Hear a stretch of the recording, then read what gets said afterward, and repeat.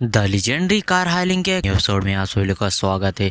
तो एपिसोड की स्टार्टिंग में जो डायरेक्टर होता है वहाँ पर आ जाता है और बोलने लगता है कि मिस्टर यांग मुझे माफ़ कर दीजिए कि मैंने जो है ना खुद ना आकर एक डॉक्टर को भेजा और वो साला चोमो डॉक्टर उसने आपको पहचाना भी नहीं और किसी दूसरे व्यक्ति को ही मिस्टर यांग चेन समझ लिया। तो इसके लिए मुझे माफ़ कर दीजिए, मुझे खुद ही आना चाहिए था आपको रिसीव करने के लिए।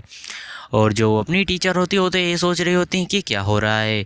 और जो वहाँ का डीन होता है वो भी आ जाता है, बोलने लगता है मिस्टर यांग चेन मुझे माफ़ कर दीजिए कि जो है ना हमारे डॉक्टर ने आपको बिल्कुल भी नहीं पहचान पाया और उसको गलतफहमी हो गई, तो इसके लिए मुझे माफ़ कर दीजिए। और जो हमारा मेटर होता है वो भी जो है डीन को हेलो बोलता है। और जो अपनी टीचर और यानी होती हैं तो यही सोच रही होती हैं कि जो हमारे मैन के आइडेंटिटी क्या है, वो इतना ज़्यादा पावरफुल कैसे हैं कि जो कि यहाँ के डायरेक्टर और डीन खुद इसको रिस्पेक्ट दे रहे हैं इतने बड़े हॉस्पिटल के। और जो हाँ जो डॉक्टर होता है हमारे मेट के सामने झुक जाता है और बोलने लगता है कि मुझे माफ़ कर दीजिए कि एक गलत नाम की वजह से मुझ में गलतफहमी हो गई और मैंने किसी और ही बंदे को मिस्टर यांग से समझ लिया, तो इसके लिए मुझे माफ़ कर दीजिए। जो हमारा मेट होता है बोलने लगता है चलो कोई भी बात नहीं है, आपका इलाज करना ही काम है। और जो डायरेक्टर बोलते हैं कि अगर तुम अपनी नौकरी से हाथ धोना नहीं चाहते तो तुरंत ही मिस्टर यांगियन के टीचर को ले जाओ और उनका पूरी तरह से जांच करो अच्छे से। और जो अपना या मतलब मेन कैरेक्टर होता है बोलने लगता है टीचर से कि टीचर आप इन लोगों के साथ जाइए और बिल्कुल भी किसी चीज़ के लिए मत झिझकिए, अगर आपको कोई भी प्रॉब्लम है तो तुरंत ही बता दीजिए, ये लोग अपने ही हैं। और जो टीचर होती है बोलने लगती है कि ठीक है। और जो फिर टीचर पूछते हैं कि तुम्हारा जो है ना तुम्हारे इन लोगों के साथ क्या रिलेशनशिप है, तो जो हमारा मेटर तो बोलने लगता है कि मैंने जो है ना इस इंटरनेशनल हॉस्पिटल के 20% शेयर को ख़रीद कर रखा है और यही वजह है कि ये लोग मेरे जो है ना नौकर कह सकते हो या एम्प्लॉयज़ कह सकते हो, मैं इनका बॉस हूँ। और जो अपनी यानी होती बोलने लगती ब्रदर चैन तुम बहुत ही ज़्यादा जो है ना बुरे हो, तुमने पहले इस बारे में मुझे क्यों नहीं बताया। और जो हमारा मेट होता है बोलने लगता है कि मैं बस एक कार हायलिंग ड्राइवर ही हूँ, बस मैंने जो है ना कार हायलिंग का ड्राइवर का काम जो है ना टाइम पास करने के लिए करा है। और जो अपनी यानी तो यही बोले जा रही होती है कि तुम बहुत ही ज़्यादा बुरे हो, तुमने मुझे इसके बारे में पहले क्यों नहीं बताया। और फिर यानी वहाँ से जाने लगती है और बोलने लगती है मुझे उस कमीने से अपना बदला लेना है।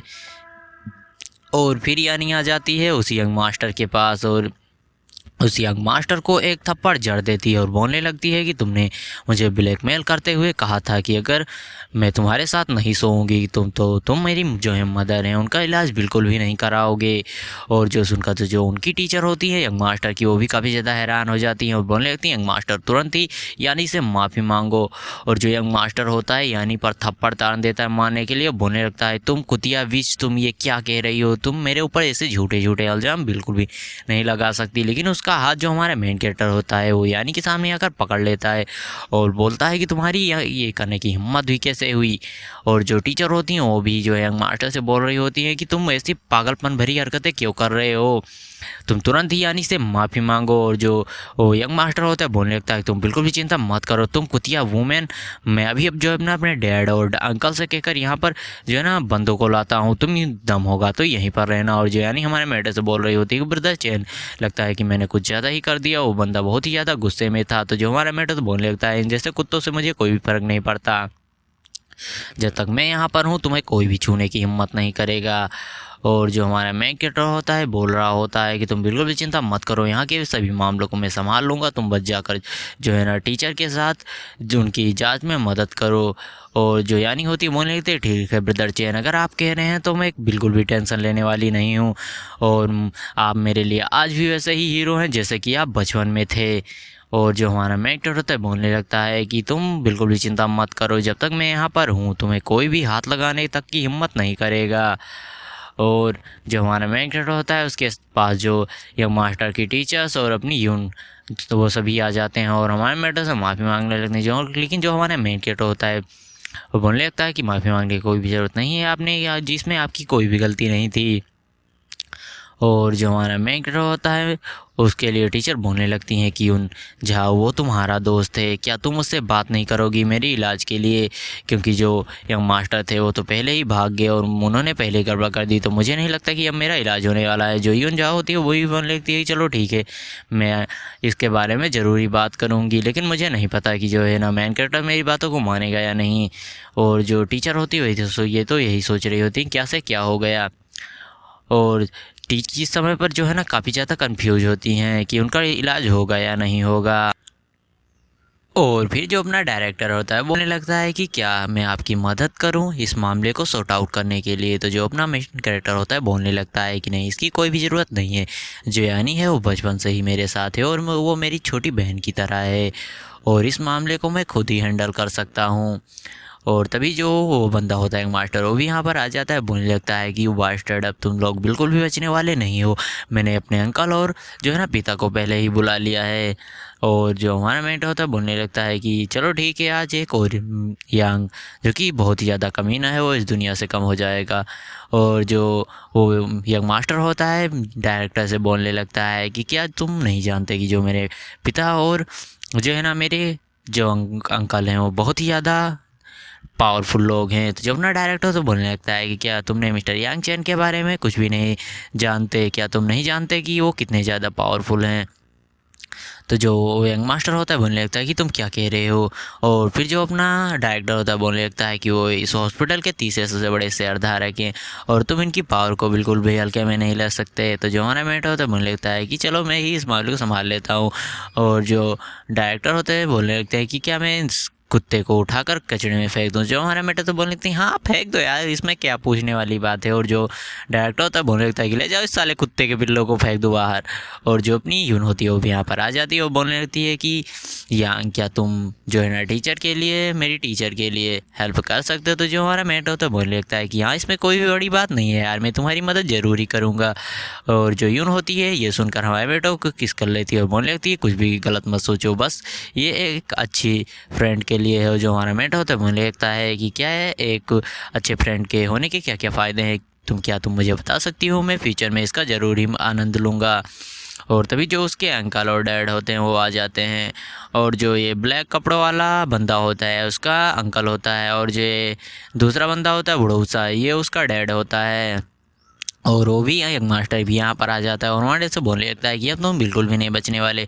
और जो हमारा मेंटर होता है बोलने लगता है चलो ठीक है, तो बच्चों की तरह अपने पिता को बुला कर ले आया तो वो भी कुत्ते की तरह है जो कि भौंक सकता है। और जो डैड होते हैं बोलने लगते हैं कि तुम्हारी हिम्मत भी कैसे हुई कि तुमने मेरे बेटे को थप्पड़ मारने की हिम्मत की। और जो टीचर होती है बोलने लगती हैं कि इसमें जो है ना मेन कैरेक्टर की कोई भी गलती नहीं है, ये सब मेरी वजह से हुआ है। तो जो बंदा होता है डैड उसका बोलने लगता है कि टीचर मैं जानता हूँ कि इससे आपका कोई लेना देना नहीं है, तो आप बगल में रहिए, आपको कोई भी परेशानी नहीं होगी। और जो यून होती बोलने लगती है कि उसने जो है ना यानी को सोने के लिए कहा और जब उसकी पोल सामने आ गई तो क्या ये जाहिर सी बात नहीं है कि उसको थप्पड़ खाना एक आम सी बात है। और जो पिता होता है बोलने लगता है कि क्या है सच है। तो जो बेटा होता है वो बोलने लगता है कि मैं तो बस मजाक कर रहा था। जो हमारा बेटा बोलने लगता है कि देखो तुम्हारा बेटा खुद ही अपनी जो है ना गलतियों को स्वीकार कर रहा है। और जो टीचर होता है बोलने लगता है मतलब डैड कि तुरंत ही जो है ना मेरा बेटा कुछ भी करे तुमसे उससे क्या मतलब है, मेरी भी इतनी हिम्मत नहीं है कि मैं उसे छू भी सकूं। और जो हमारा बेटा तो बोलने लगता है चलो ठीक है, तुम्हें जो उखाड़ना है उखाड़ लो, मैं भी तुमसे बिल्कुल भी नहीं डरता। और जो डैड होता है बोलने लगता है कि तुरंत ही जो है ना लेट जाओ और ऐसा भी प्रिटेंड करो कि तुम्हारे सर में बहुत ही बड़ी चोट लगी है और तुम्हें उल्टी सी आ रही है। और जो वो होता है बोलने लगता है कि मेरा सर मुझे चक्कर सा आ रहा है। और ऐसे ही करके वो ज़मीन पर गिर जाता है। जो हमारा मेन कैरेक्टर बोलने लगता है कि अच्छा तुम्हें चक्कर आ रहा है, चलो बढ़िया है। और फिर जो हमारा मेन कैरेक्टर होता है उस बंदे से बोलता है कि चलो ठीक है, जो मेरा वकील है झांग, वो उससे तुम्हें जितना भी मुकदमा लड़ना है लड़ सकते हो ज़िंदगी भर, मैं बिल्कुल भी पीछे हटने वाला नहीं हूँ।